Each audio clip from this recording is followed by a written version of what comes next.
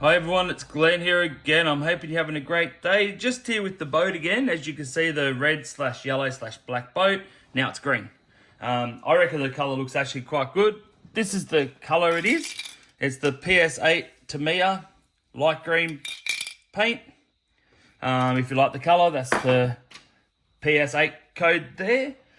And that's the water pickup that I've got for it as well. Like the colour of the hose, which I reckon will look half decent with the green.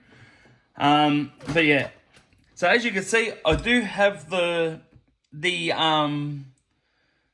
much the prop shaft holders here. I've put them both on, and also I've put the rudder on as well. This rudder here is the twin water pickup, which I wanted. And as you can see, I've still got the steering shaft, how long it is there. I'm still adjusting that. I haven't got the steering in just yet, but I'll explain to you where I'm up to with that as well. So I've done a fair bit off camera, only because I know you don't really want to see me try to do it, but me trying to explain how I did it, if that makes any sense. So we're starting off with the boat itself, the underneath. As you can see, they're both here. So how I did these here, I've actually used this, whereabouts is it? I actually used it's pretty much like masking tape here. So what I've done, I use this masking tape here. I'll put that back away so I don't trip over it. And I've actually, on the end of this here, I've actually stuck the masking tape to the end of this, drew the shape of the outline, and put the holes in where they're supposed to go. And then roughly I measured, because there's like a bit of a dip here. So I measured roughly center of that. I drew a line straight up on both sides. And then I stuck that masking tape with the shape of this so I can get it dead center. So then what I did, I've marked out the holes. And as you're going to see inside the boat here, this is on both sides. I've marked the holes out. Oh, sorry, people. And as you can see there's 3 there, and there's 3 there, and that's the hole as well. So that hole there will be for the end of, where is it? There. That'll be for that brass bit. Will slide into the end of that. But we'll get there when we get to it. As you can see, I did put that wood in that I just clear coated it just with cheap clear spray paint on both sides, just in case a little bit of water does get up underneath this here. It's not going to stuff it too much. So yeah, that's what it looks like now with the wood. I did fix these up here, and as you can see, I did completely, if I can show you up in there. Oh, sorry everyone. I need a new mount. As you can see all up in here, I've actually filled up the inside with those pool noodles. So yeah, all that's done as well. So now what I've gotten up to here now is I'm up to the rudder. As you can see, it's all fitted, put on. I've taken the center shaft out, as I said we were going to do. Only because I'm not going to use it, because like I've said as well, that's it here. So that there was sitting up underneath here with that bolt there. So what I'm going to do, I'm going to sit this in here while I tighten up this nut here to enough where I'm not going to over tighten it and pinch it too far in. So I use that as a bit of a spacer sort of thing. So I'll do that there. Now, this is what I had trouble with. Well, I've been racking my brain over the last couple of weeks trying to figure out a steering servo. Only because if I have a steering servo, because this is what I'm going to be using, my 35 kilo. So what I was going to do was have it up like this, only so I can unscrew it off the mount. So I was going to glue the mount in and it'll be fine there. Now the problem with that is where I wanted it there, this is not going to shut. It's way too high. So I thought, well, if I try gluing it sort of on the angle like so, like that, then it'll be sitting like this. But then I wouldn't be able to unscrew these screws on either side when I've got to change a servo if it gets wet or stuffs up on me, so I won't be able to change it. But then the mounts are going to be glued onto this and I won't be able to undo it. So what I came up with, because you could buy aftermarket servo holders and all that, but most of them are for when you stand up like this, or they're bigger ones where it holds it up off the ground a fair bit, and I didn't really want it to be too high up. So I end up making my own. So please don't judge me, but it seems like it works okay. But this will give you an idea. It's just made out of balsa wood. It's nothing special. I'll explain to you how I've done it and all that type of thing. But it actually works pretty good. I actually put my my servo, like I've got a servo, what do you call it?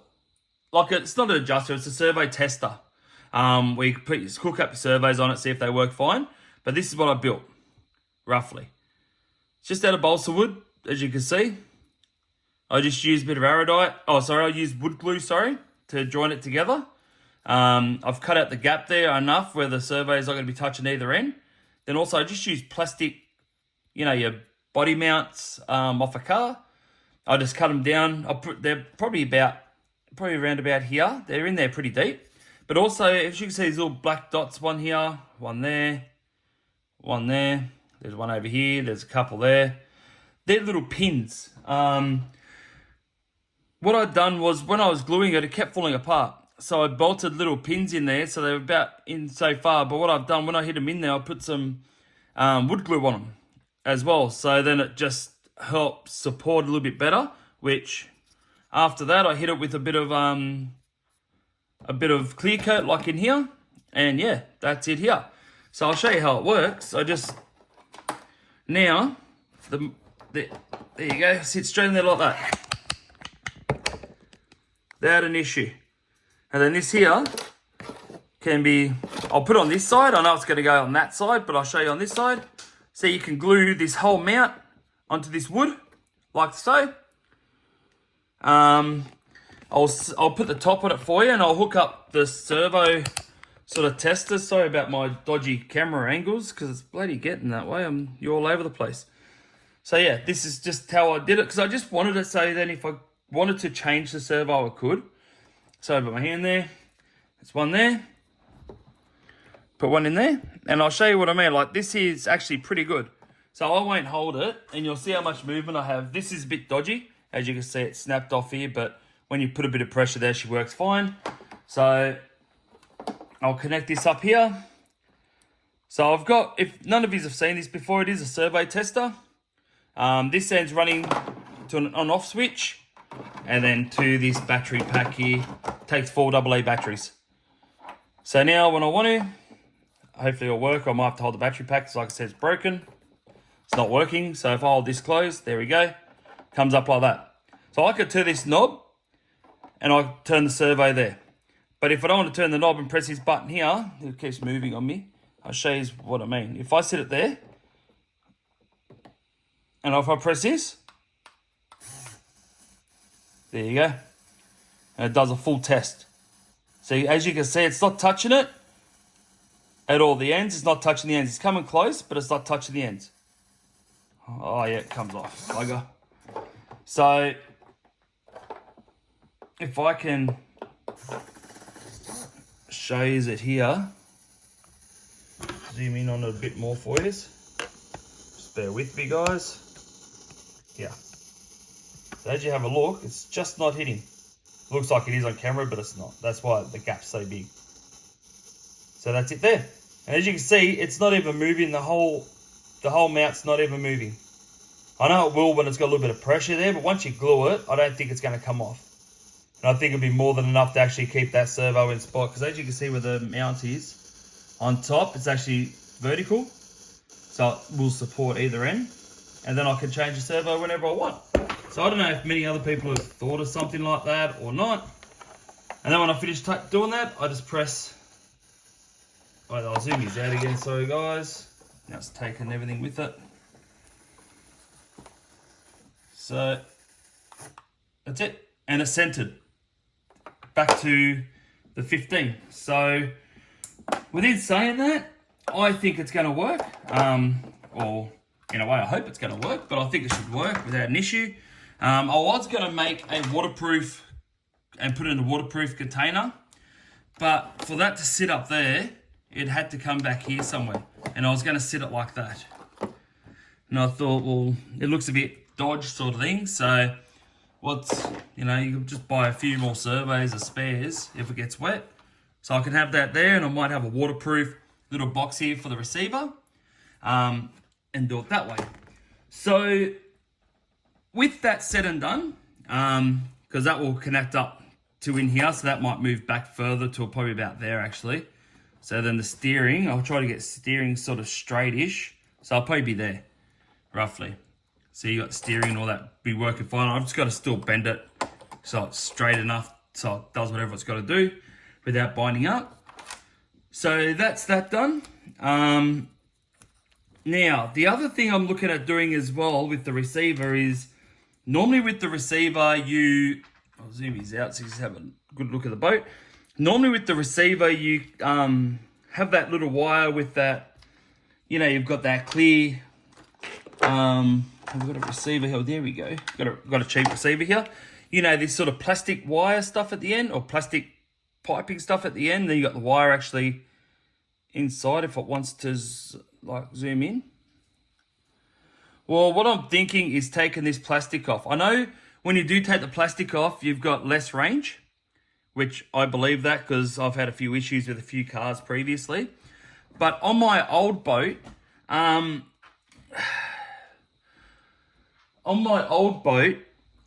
made one of these. That's all it is. Bit of wire. It's erodited in. You've got the little grub screws holding it into place. You've got a screw at the bottom. And I had on my other boat, I had one sitting like that at the back.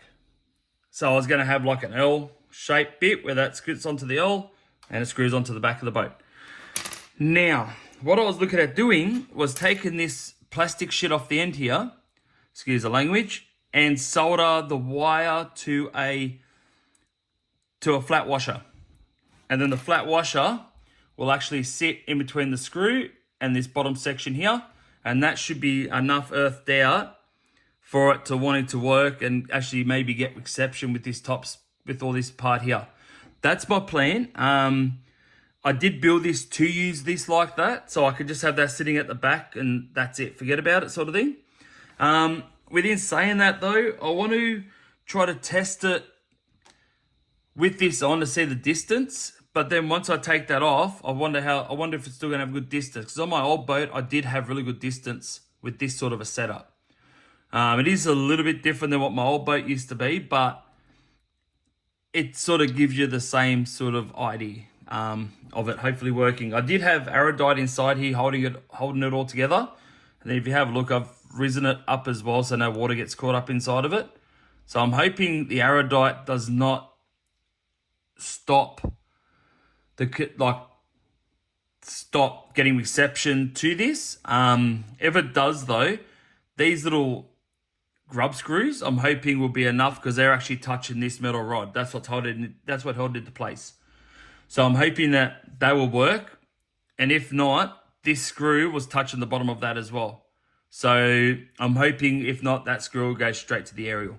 That's my main plan. I don't know if you're going to see inside of it because it is, yeah, she's pretty dark. You won't see inside that. You won't see inside that, but that's the plan for that. Just a little oil piece, and that will sit on the back of the boat like so. That's what I'm planning on doing as well. But as you can see, I haven't really done too much considering it's been a couple of weeks. Yeah, just been a bit flat chat with work, all that type of stuff. But I'm hoping to start doing a few videos here and there.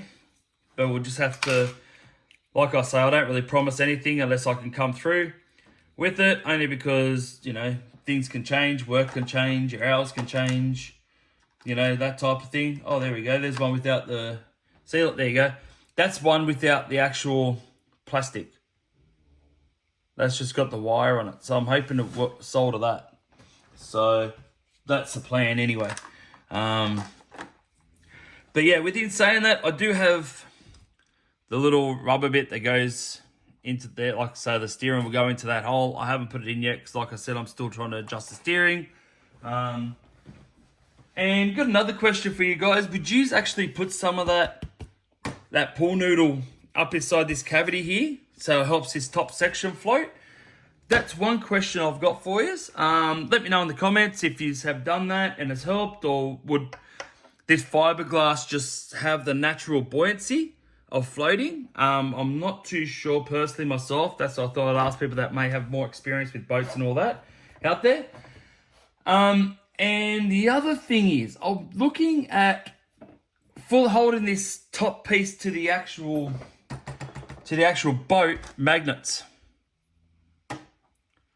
You know, have like 2 magnets here, 2 there, 2 there, 2 there, and then stick some, you know, like into the corners sort of thing, like that. And then when you put it in, it's like, it's magneted and you have to try to pop it off. That's the plan. But let me know if you've used magnets too. Yeah, it'll be good to know if you've used magnets and they've worked, or if they failed you and you'd rather use clips. But these ones here are like, they're pretty strong. Like that's me pulling against them, and it takes a fair bit of force for, you know, I mean, I'm not even throwing it towards it. It's just like, yeah. So that would be my other question as well. If you've used magnets and have they worked, or would you prefer to put you know, like the what is it? The Miss Gecko boat or the Genesis sort of boats where they've actually got the twist locking ones. Would you rather have them fitted instead of the magnets? Just with them ones there though, I'm not exactly sure how to fit them. Haven't seen nothing close up on showing you how to fit them. So that might be another issue as well. So, but yeah, besides that, that's where I'm up to with this boat at the moment. Like I said, I've painted it, done most things off screen. So just every now and then you just like to, I like the hobby where I can just sit there and just tinker around. Do my own little thing. And I like to show you what I've done, explain how I've done it. If I haven't explained it good enough, please don't hesitate to ask me a question. I'll get in more in depth if that helps you. But yeah, at the moment, that's where I'm up to. I'm not sure what motor and ESC I should be going. They'll probably be in the next video, where once I get the steering all sorted and the receiver, then I might start looking into the 2 motors, the two motors, 2 ESCs, and probably be going down to trim these down as well. So like I said before, I'm not sure how much to trim it down, if I'm supposed to go about here, or if I'm supposed to go the full length or go down this far. I'm not sure. I've got to have a look. Oh, and I've got to buy 2 motor mounts as well for this boat, so I can so I can figure out how they're going to sit roughly where the motors are before I do that there. And also I have another one of these coming as well. These are the 4.17 mil, I think they were. Going down to was it a 5 mil? Yeah, I'm not 100% sure. I'll have to let you know in the next video what size this here is that I got. But this here does fit. I think it does fit the 4.17 shaft with the 5 mil shaft on the motor. I think that's what they're for. So yeah, but like I said, I'll let you know for definite on the next video. But yeah, that's probably about it. I'd like to thank each and every one of my subscribers. I know I do this every video. You're probably getting old of it, but you just don't know how happy I am to have 87 subscribers now. Like, I'm ecstatic. Thank you very much for everyone subscribing, liking my videos. Thank you for watching. I hope you're learning something. That's the main thing. But yeah, I'm looking into trying to make my videos better. I'm still sort of learning with this computer thing.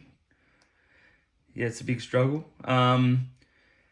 But we'll just have to wait and see. It's one of those things that I think I'll slowly learn, but playing with RCs and doing this type of building stuff is 10 times easier than stuff around a computer for me anyway. So, but yeah, so thanks for everyone, or each and every one of you for liking my videos, sharing.